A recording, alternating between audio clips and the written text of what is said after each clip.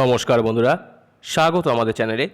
আজকে আমি আপনাদের 1700 বছরের প্রাচীন বর্ধমানের কুষাণ রাজ কনিষ্কের শিবলিঙ্গের ইতিহাস সেই বিষয়ে কিছু তথ্যাবলী প্রদান করব। চীন দেশের পশ্চিম অঞ্চলে ইউচি নামক এক বর্বর জাতি বসবাস করতেন। এরা বিভিন্ন উপজাতিদের মধ্যে আক্রমণ ও হিংসাত্মক কার্যকলাপে লিপ্ত থাকত। এরপরেই ইউচিরা 5টি শাখায় বিভক্ত হয়ে নতুন কোনো বসতির খোঁজে অন্যত্র ছড়িয়ে পড়ে। এই 5টি শাখার মধ্যে সবচেয়ে শক্তিশালী ছিল কুষাণ জাতি। এরা ভারতের একাংশ ও মধ্য এশিয়ার কিছু অংশে তাদের সাম্রাজ্য নির্মাণ করেন। কুষাণ বংশের বিভিন্ন বিবর্তনের পর সুবর্ণ যুগ নিয়ে এসেছিলেন কনিষ্ক। তিনি ছিলেন মহাযান বৈদ্য। তার আমলেই ভারতের ধর্মীয় শিল্প ব্যাপক প্রসার লাভ করে।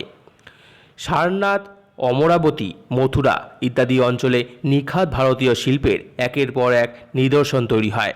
সাঁচির তোরণ, কনিষ্কের চৈত্য এবং গান্ধার শিল্প এই সময় ব্যাপক প্রসার লাভ হয়। কনিষ্কর তখন রাজধানী ছিল পুরুষপুর। গাঙ্গেয় সমতল ভূমির প্রায় বেশিরভাগ অঞ্চলই তার অধীনে ছিল। সম্রাট কনিষ্ক বৌদ্ধ হলেও তিনি ছিলেন ভগবান শিবের পরম উপাসক। ইতিহাস থেকে জানা যায়, আজ থেকে আনুমানিক 1700 বছর পূর্বে 13 টনের একটি বিশাল কোষ্ঠীপাথরের শিবলিঙ্গ কনিষ্ক প্রতিদিন পূজা করতেন। ইতিহাসের কালচক্রে কুষাণ বংশের ধ্বংস হয় এবং দামোদরের এক সর্বগ্রাসী বন্যায় এই শিবলিঙ্গ জলের তরে ভেসে যায়। এরপর কেটে যায় বহু বছর। 1972 সালে বর্ধমানের আলমগঞ্জ এলাকায় সরকারি মাটি কাটার কাজ হচ্ছিল।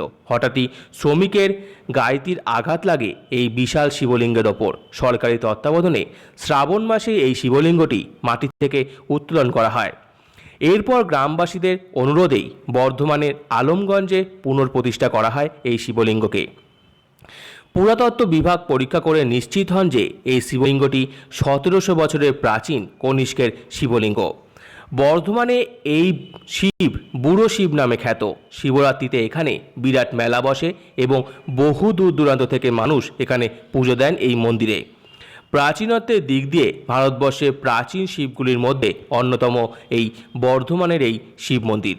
তো আমার এই ভিডিওটি ভালো লেগে থাকলে অবশ্যই লাইক করুন, আমাদের চ্যানেলকে সাবস্ক্রাইব করুন, ভিডিওতে পারবেন শেয়ার করুন, কমেন্ট করুন এবং ধন্যবাদ।